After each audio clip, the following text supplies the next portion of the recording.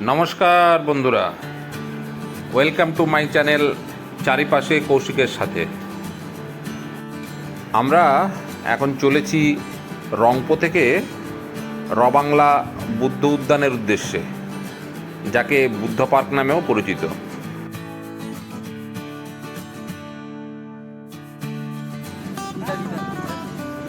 আমরা এখন পৌঁছালাম বুদ্ধ পার্ক বা তথাগত শাল নামেও পরিচিত। সামনেই মেন গেট আর তার পাশেই টিকিট কাউন্টার। ভারতীয়দের জন্য জনপ্রতি 80 টাকা করে টিকিট।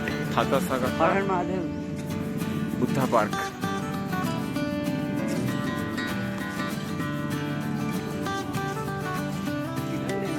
और क्या, चलो टिकट लेते हैं।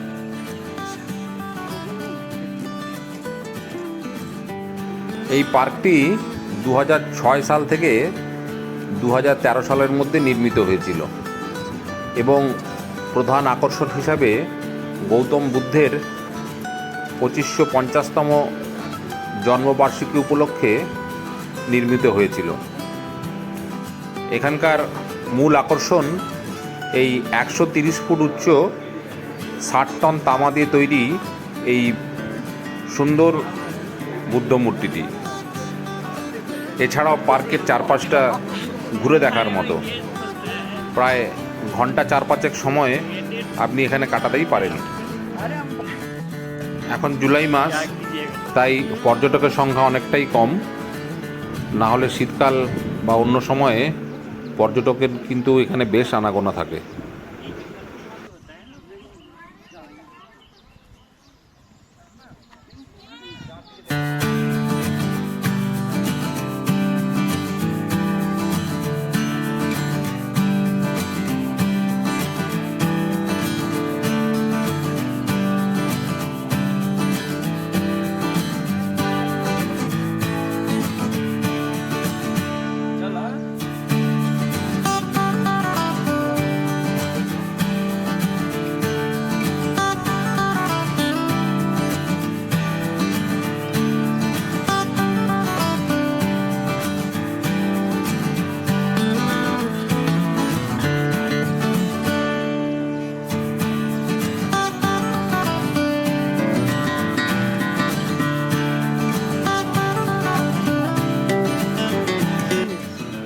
পার্কের মধ্যে একটি সুন্দর শিব মন্দিরও আছে, চলুন একটু দেখে নেওয়া যাক।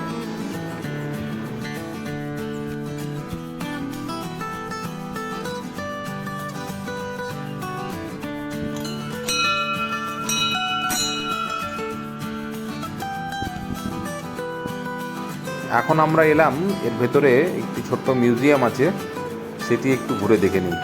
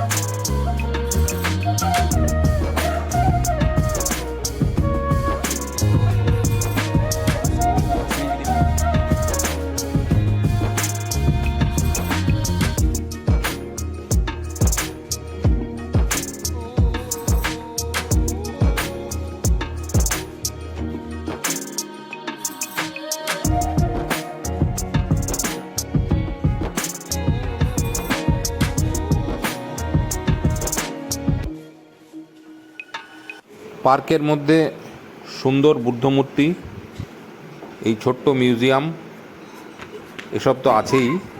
তার সাথে বাইরের সুন্দর প্রাকৃতিক পরিবেশ, সব মিলিয়ে সময়টা বেশ ভালোই কাটলো আমাদের। এরপরে আমরা এখন রওনা হব তিমিটির টি গার্ডেন দেখার জন্য।